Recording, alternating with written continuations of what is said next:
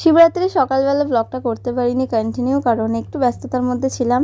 আর যেই ফুলগুলো তোমরা দেখছিলে ওটা আমাদের গাছের ফুল, ওখান থেকে মালা বানিয়ে নিয়েছিলাম ঠাকুরেরকে দেবো বলে আর কি।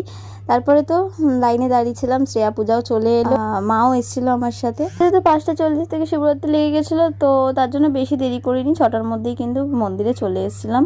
কারণ এরপরে আবার ওদের বাড়িতে যেতে হবে, মানে অঙ্কিতদের বাড়িতে যেতে হবে, ওদের বাড়িতেও পুজো আছে, ও নিজের হাতে ঠাকুরটা বানিয়েছে।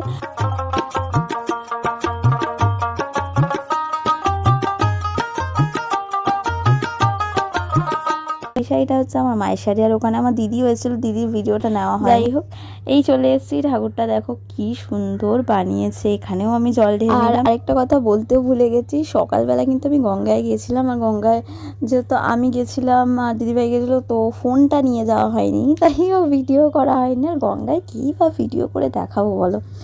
যাই হোক, তো এখানে তো আমি এক এক করে ফল ফুল সব ঠাকুরকে দিয়ে এবার এখানে অঙ্কিত পুজোটাও করে নিল। এবারে শিবরাত্রিটা নিমিষের মধ্যে দেখতে দেখতে কেটে গেল। সারা সকাল থেকে একটু ব্যস্ততার মধ্যে ছিলাম বলে মনেও হয়নি যে উপোস করেছিলাম।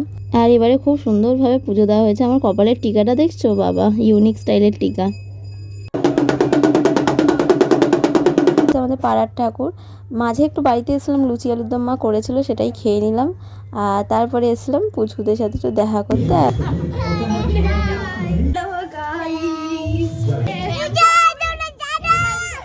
আর তোমরা মনে হয় এরকম সুন্দর র্যাম্প ওয়াক কোনোদিন দেখোনি, তাই দেখে নাও আমাদের 3 জনের র্যাম্প ওয়াক।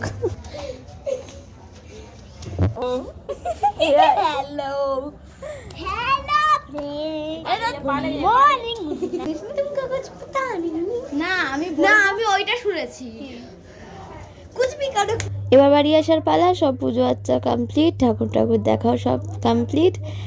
রাত তখন 11টা কি 11:15 বাজে, আমিও বাড়ির দিকে। আর এখানে পুজো হচ্ছিলো, সেটাই দেখে চলে এলাম। এই ছিল আমার শিবরাত্রির দিনের ব্লগ। তোমাদের কেমন কাটলো শিবরাত্রি জানিও। ততক্ষণের জন্য টাটা, বাই বাই, দেখা হচ্ছে।